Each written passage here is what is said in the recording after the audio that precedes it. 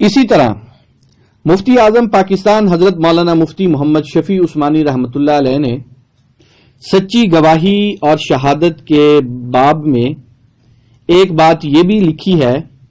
کہ ہمارے ہاں جو اسمبلیوں اور کونسلوں کے انتخابات ہوتے ہیں جس میں کسی امیدوار کو ووٹ دیا جاتا ہے، یہ بھی اس امیدوار کے حق میں ایک قسم کی شہادت ہے،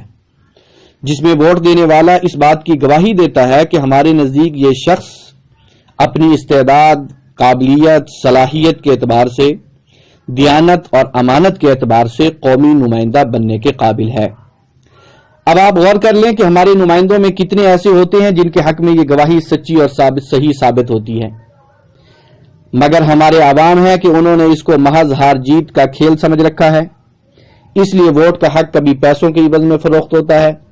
کبھی کسی دباؤ کے تحت استعمال ہوتا ہے، اور کبھی ناپائیدار دوستوں اور ذلیل وعدوں کے بھروسے پر اس کو استعمال کیا جاتا ہے۔ اسی طرح ووٹ کی ایک دوسری حیثیت سفارش کی بھی ہے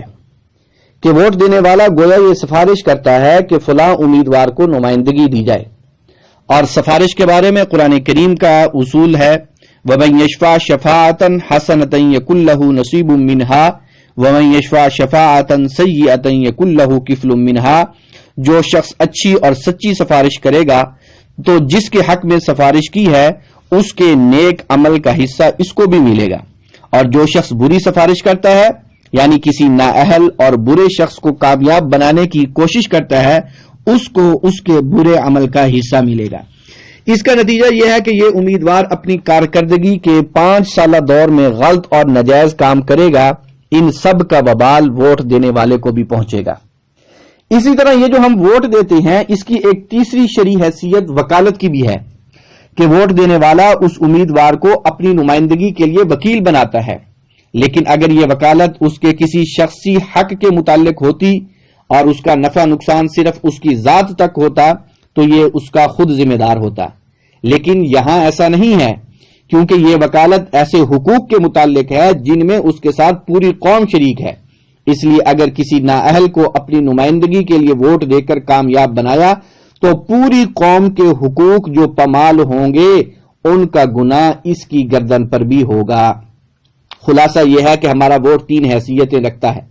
نمبر 1 شہادت، نمبر 2 سفارش، نمبر 3 حقوق مشترکہ میں وکالت۔ تینوں حیثیتوں میں جس طرح نیک، صالح اور قابل آدمی کو ووٹ دینا ثواب کا کام ہے اور اس کے ثمرات اس کو ملنے والے ہیں، اسی طرح نااہل اور غیر متدین شخص کو ووٹ دینا جھوٹی شہادت بھی ہے، بری سفارش بھی ہے اور ناجائز وکالت بھی ہے، اور اس کے جو تباہ کن اثرات ہیں وہ اس کے نامہ اعمال میں لکھے جائیں گے۔ اس لیے ہر مسلمان ووٹر پر فرض ہے کہ ووٹ دینے سے پہلے اس کی پوری تحقیق کر لے کہ جس کو ووٹ دے رہا ہے وہ کام کرنے کی صلاحیت بھی رکھتا ہے یا نہیں، اور دیانتدار بھی ہے یا نہیں، محض غفلت اور بے پرواہی سے بلا وجہ ان عظیم گناہوں کا مرتکب نہیں ہونا چاہیے۔ اللہ پاک ہم سب کو سمجھنے کی